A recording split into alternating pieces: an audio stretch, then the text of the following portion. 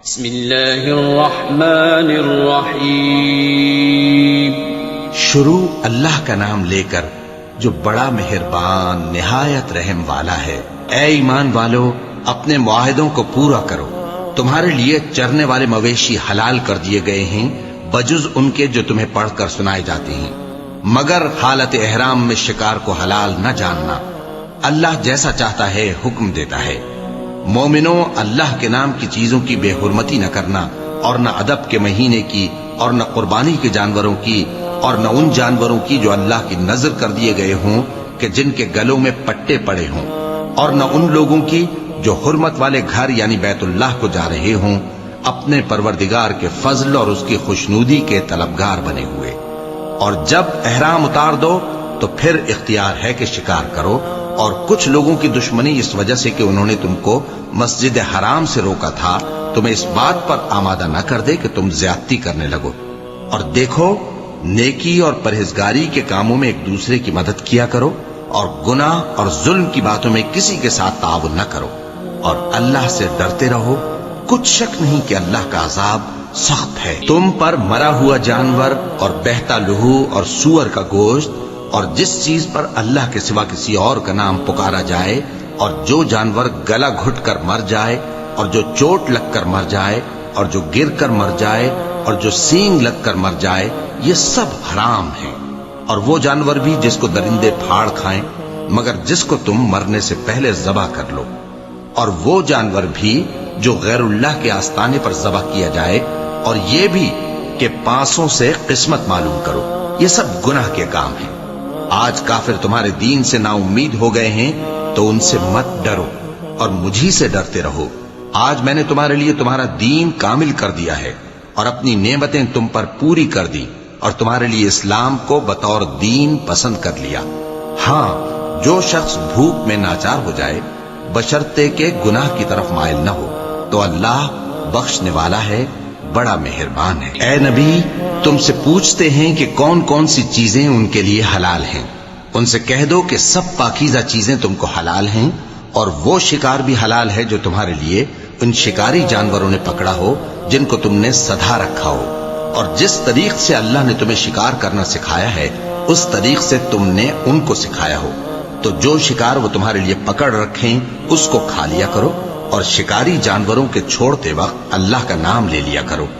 اور اللہ سے ڈرتے رہو، بے شک اللہ جلد حساب لینے والا ہے. آج تمہارے لیے سب پاکیزہ چیزیں حلال کر دی گئیں، اور اہل کتاب کا کھانا بھی تم کو حلال ہے اور تمہارا کھانا ان کو حلال ہے.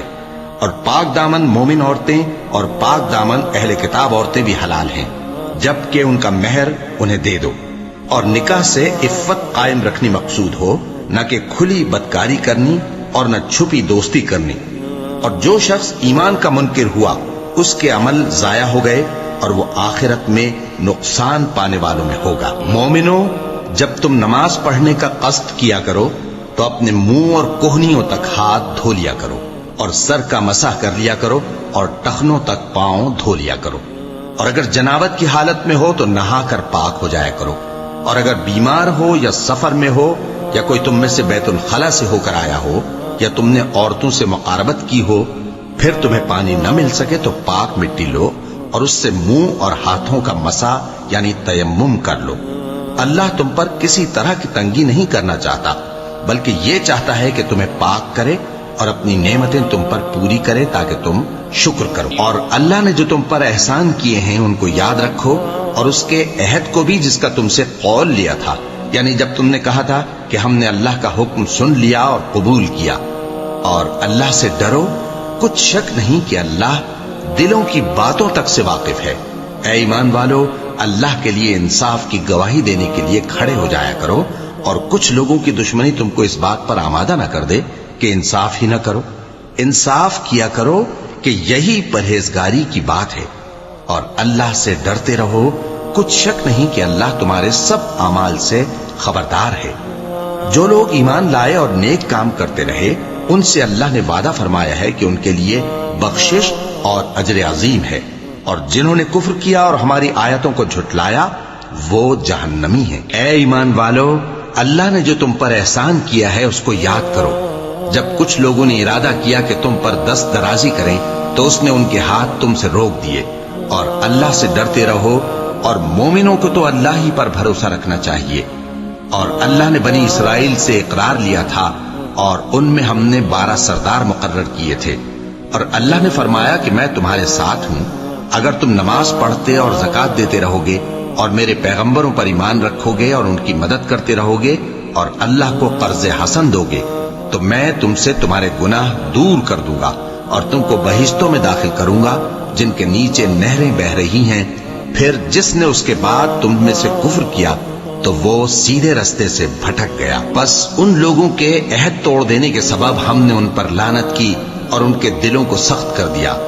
یہ لوگ کلمات کتاب کو اپنے مقامات سے بدل دیتے ہیں، اور جن باتوں کی ان کو نصیحت کی گئی تھی ان کا بھی ایک حصہ فراموش کر بیٹھے، اور تھوڑے آدمیوں کے سوا ہمیشہ تم ان کی ایک نہ ایک خیانت کی خبر پاتے رہتے ہو، سو انہیں معاف رکھو اور ان سے درگزر کرو۔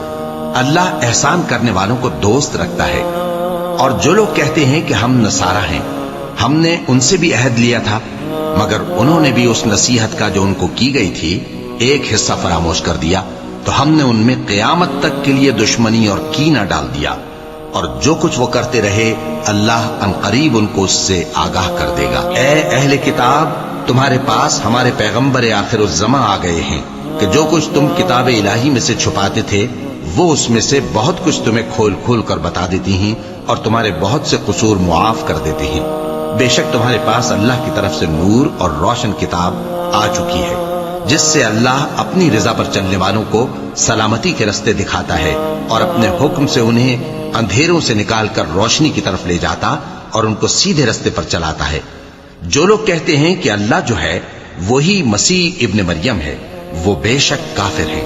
ان سے کہہ دو کہ اگر اللہ عیسیٰ ابن مریم کو اور ان کی والدہ کو اور جتنے لوگ زمین میں ہیں سب کو ہلاک کرنا چاہے تو اس کے آگے کس کی پیش چل سکتی ہے؟ اور آسمان اور زمین اور جو کچھ ان دونوں کے درمیان ہے سب پر اللہ ہی کی حکومت ہے۔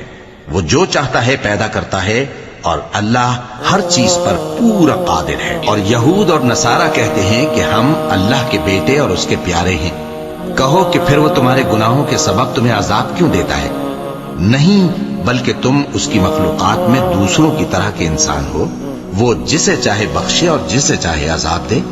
اور آسمان اور زمین اور جو کچھ ان دونوں کے درمیان ہے سب پر اللہ ہی کی حکومت ہے، اور سب کو اسی کی طرف لوٹ کر جانا ہے۔ اے اہل کتاب، پیغمبروں کے آنے کا سلسلہ جو ایک عرصے تک منقطع رہا، تو اب تمہارے پاس ہمارے پیغمبر آ گئے ہیں جو تم سے ہمارے احکام بیان کرتے ہیں، تاکہ تم یہ نہ کہو کہ ہمارے پاس کوئی خوشخبری یا ڈر سنانے والا نہیں آیا۔ سو اب تمہارے پاس خوشخبری اور ڈر سنانے والے آ گئے ہیں، اور اللہ ہر چیز پر قادر ہے۔ اور جب موسیٰ نے اپنی قوم سے کہا کہ بھائیو، تم پر اللہ نے جو احسان کیے ہیں ان کو یاد کرو، کہ اس نے تم میں پیغمبر پیدا کیے اور تمہیں بادشاہ بنایا اور تم کو اتنا کچھ عنایت کیا کہ اہل عالم میں سے کسی کو نہیں دیا۔ اے بھائیو، تم ارض مقدس یعنی ملک شام میں جسے اللہ نے تمہارے لیے لکھ رکھا ہے داخل ہو چلو، اور دیکھنا مقابلے کے وقت پیٹھ نہ پھیر دینا ورنہ نقصان میں پڑ جاؤ گے۔ وہ کہنے لگے کہ موسیٰ، وہاں تو بڑے زبردست لوگ رہتے ہیں، اور جب تک وہ سرزمین سے نکل نہ جائیں ہم وہاں جا نہیں سکتے۔ ہاں، اگر وہ وہاں سے نکل جائیں تو ہم جا داخل ہوں گے۔ جو لوگ اللہ سے ڈرتے تھے ان میں سے 2 شخص جن پر اللہ کی عنایت تھی کہنے لگے کہ ان لوگوں پر دروازے کے رستے سے حملہ کر دو، پھر جب تم دروازے میں داخل ہو گئے تو فتح تمہاری ہے، اور اللہ ہی پر بھروسہ رکھو۔ اب وہ بولے کہ موسیٰ، جب تک وہ لوگ وہاں ہیں ہم کبھی وہاں نہیں جانے کے، اگر لڑنا ہی ضرور ہے تو تم اور تمہارا رب دونوں جاؤ اور لڑو، ہم تو یہیں بیٹھے رہیں گے۔ موسیٰ نے اللہ سے التجا کی کہ پروردگار، میں اپنے اور اپنے بھائی کے سوا اور کسی پر اختیار نہیں رکھتا، سو تو ہم میں اور ان نافرمان لوگوں میں جدائی کر دے۔ اللہ نے فرمایا کہ وہ ملک ان پر 40 برس تک کے لیے حرام کر دیا گیا کہ وہاں جانے نہ پائیں گے۔ یہ اسی علاقے میں جہاں اب ہے سرگرداں پھرتے رہیں گے، تو ان نافرمان لوگوں کے حال پر افسوس نہ کرو۔ اور اے نبی، ان کو آدم کے 2 بیٹوں حابیل اور قابیل کے حالات جو بالکل سچے ہیں پڑھ کر سنا دو، کہ جب ان دونوں نے بارگاہ الہی میں ایک ایک نیاز پیش کی تو ایک کی نیاز تو قبول ہو گئی اور دوسرے کی قبول نہ ہوئی، تب قابیل حابیل سے کہنے لگا کہ میں تجھے قتل کر دوں گا۔ اس نے کہا کہ اللہ پرہیزگاروں ہی کی نیاز قبول فرمایا کرتا ہے، اگر تو مجھے قتل کرنے کے لیے مجھ پر ہاتھ چلائے گا تو میں تجھ کو قتل کرنے کے لیے تجھ پر ہاتھ نہیں چلاؤں گا۔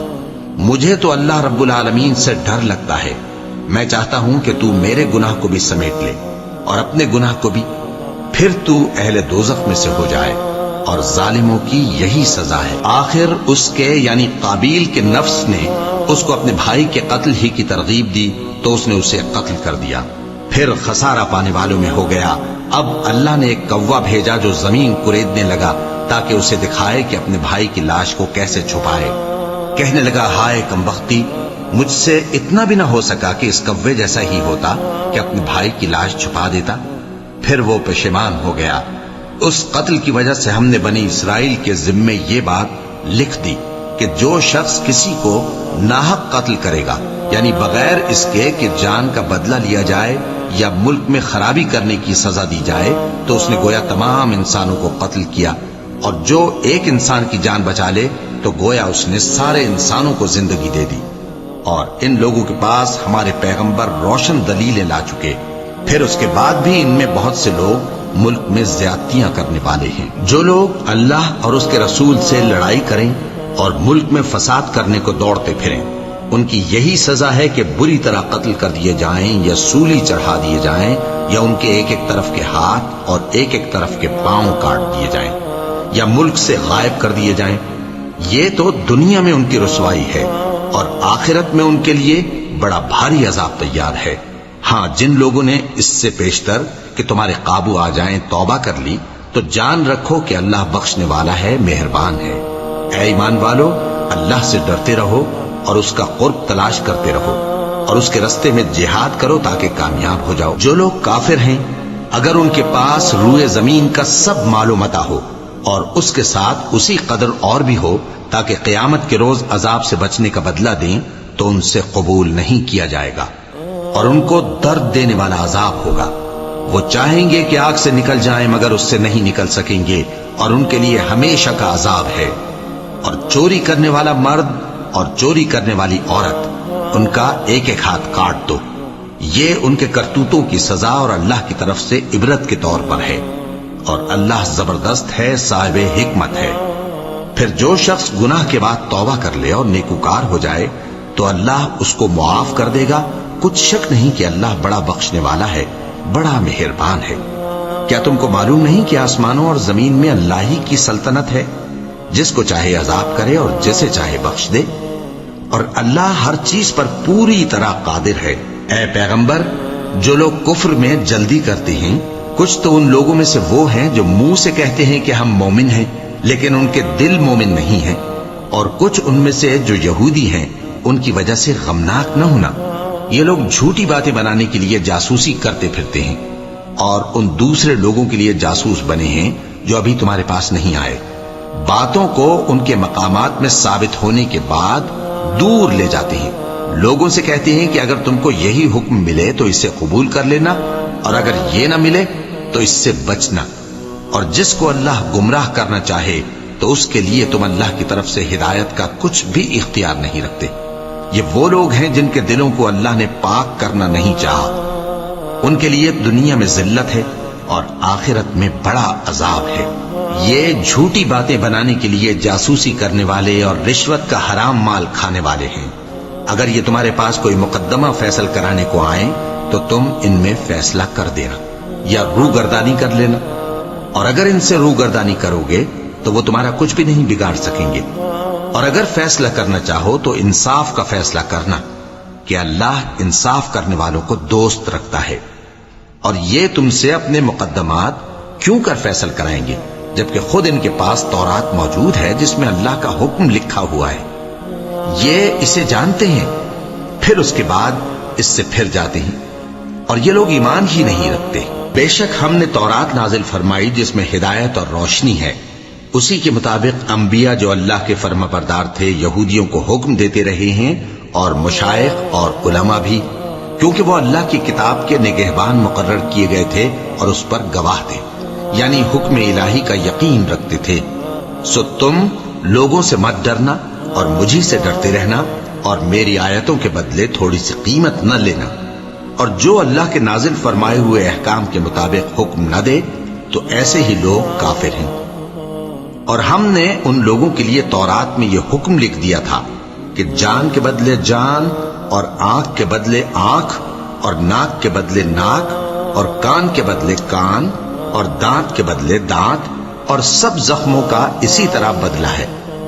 اب جو شخص بدلہ معاف کر دے وہ اس کے لیے کفارہ ہوگا، اور جو اللہ کے نازل فرمائے ہوئے احکام کے مطابق حکم نہ دے تو ایسے ہی لوگ بے انصاف ہیں۔ اور ان پیغمبروں کے بعد انہی کے قدموں پر ہم نے عیسیٰ ابن مریم کو بھیجا جو اپنے سے پہلے کی کتاب تورات کی تصدیق کرتے تھے، اور ان کو انجیل عنایت کی جس میں ہدایت اور نور ہے، اور تورات کی جو اس سے پہلی کتاب ہے تصدیق کرتی ہے اور پرہیزگاروں کو راہ بتاتی اور نصیحت کرتی ہے۔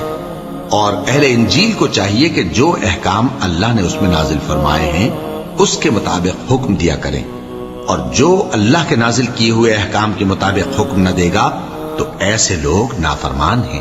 اور اے پیغمبر، ہم نے تم پر سچی کتاب نازل کی ہے جو اپنے سے پہلی کتابوں کی تصدیق کرتی ہے اور ان سب پر نگہبان ہے، تو جو حکم اللہ نے نازل فرمایا ہے اس کے مطابق ان کے درمیان فیصلہ کرنا، اور حق جو تمہارے پاس آ چکا ہے اس کو چھوڑ کر ان کی خواہشوں کی پیروی نہ کرنا۔ ہم نے تم میں سے ہر ایک ملت کے لیے ایک دستور اور ایک طریقہ مقرر کیا ہے، اور اگر اللہ چاہتا تو تم سب کو ایک ہی شریعت پر کر دیتا، مگر جو حکم اس نے تم کو دیے ہیں ان میں وہ تمہاری آزمائش کرنا چاہتا ہے۔ سو نیک کاموں میں آگے بڑھو، تم سب کو اللہ کی طرف لوٹ کر جانا ہے، پھر جن باتوں میں تم کو اختلاف تھا وہ تم کو بتا دے گا۔ اور ہم پھر تاکید کرتے ہیں کہ جو حکم اللہ نے نازل فرمایا ہے اسی کے مطابق ان میں فیصلہ کرنا اور ان کی خواہشوں کی پیروی نہ کرنا، اور ان سے محتاط رہنا کہ کسی حکم سے جو اللہ نے تم پر نازل فرمایا ہے یہ کہیں تم کو بہکا نہ دیں۔ اب اگر یہ نہ مانے تو جان لو کہ اللہ چاہتا ہے کہ ان کے بعض گناہوں کے سبب ان پر مصیبت نازل کرے، اور اکثر لوگ تو نافرمان ہیں ہی۔ پس کیا یہ زمانے جاہلیت کے سے فیصلے کے خواہش مند ہیں؟ اور جو لوگ یقین رکھتے ہیں ان کے لیے اللہ سے اچھا فیصلہ کس کا ہوگا؟ اے ایمان والو، یہود اور نصارہ کو دوست نہ بناؤ، یہ ایک دوسرے کے دوست ہیں، اور جو شخص تم میں سے ان کو دوست بنائے گا وہ بھی انہی میں شمار ہوگا۔ بے شک اللہ ظالم لوگوں کو ہدایت نہیں دیتا۔ تو جن لوگوں کے دلوں میں نفاق کا مرض ہے تم ان کو دیکھو گے کہ وہ ان میں دوڑ دوڑ کے ملے جاتے ہیں، کہتے ہیں کہ ہمیں خوف ہے کہ کہیں ہم پر زمانے کی گردش نہ آ جائے۔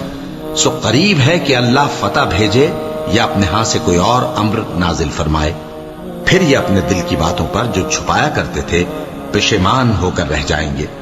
اور اس وقت مسلمان تعجب سے کہیں گے کہ کیا یہ وہی ہیں جو اللہ کی سخت سخت قسمیں کھایا کرتے تھے کہ ہم تمہارے ساتھ ہیں؟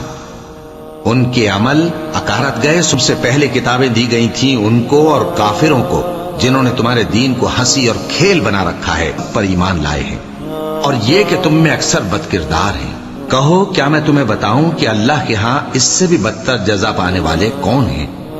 وہ لوگ ہیں جن پر اللہ نے لعنت کی اور جن پر وہ غضبناک ہوا، اور جن کو ان میں سے بندر اور سور بنا دیا، اور جنہوں نے شیطان کی پرستش کی، ایسے لوگوں کا برا ٹھکانہ ہے اور وہ سیدھے رستے سے بہت دور ہیں۔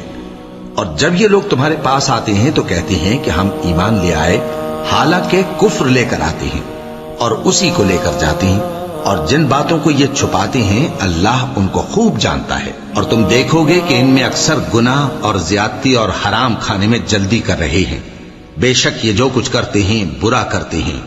بھلا ان کے مشائخ اور علماء انہیں گناہ کی باتیں کہنے اور حرام کھانے سے منع کیوں نہیں کرتے؟ بلا شبہ وہ بھی برا کرتے ہیں۔ اور یہود کہتے ہیں کہ اللہ کا ہاتھ بندھا ہوا ہے، یعنی اللہ بخیل ہے، انہی کے ہاتھ باندھے جائیں اور ایسا کہنے کے سبب ان پر لعنت ہو۔ اصل یہ ہے کہ اس کے دونوں ہاتھ کھلے ہیں، وہ جس طرح اور جتنا چاہتا ہے خرچ کرتا ہے۔ اور اے نبی، یہ کتاب جو تمہارے پروردگار کی طرف سے تم پر نازل ہوئی، اس سے ان میں سے اکثر کی شرارت اور انکار اور بڑھے گا، اور ہم نے ان کے درمیان عداوت اور دشمنی قیامت کے دن تک ڈال دی ہے۔ جب کبھی انہوں نے لڑائی کی آگ جلائی اللہ نے اس کو بجھا دیا اور یہ ملک میں فساد کے لیے دوڑتے پھرتے ہیں، اور اللہ فساد کرنے والوں کو دوست نہیں رکھتا۔ اور اگر اہل کتاب ایمان لاتے اور پرہیزگاری کرتے تو ہم ان سے ان کے گناہ دور کر دیتے اور ان کو نعمت کے باغوں میں داخل کرتے۔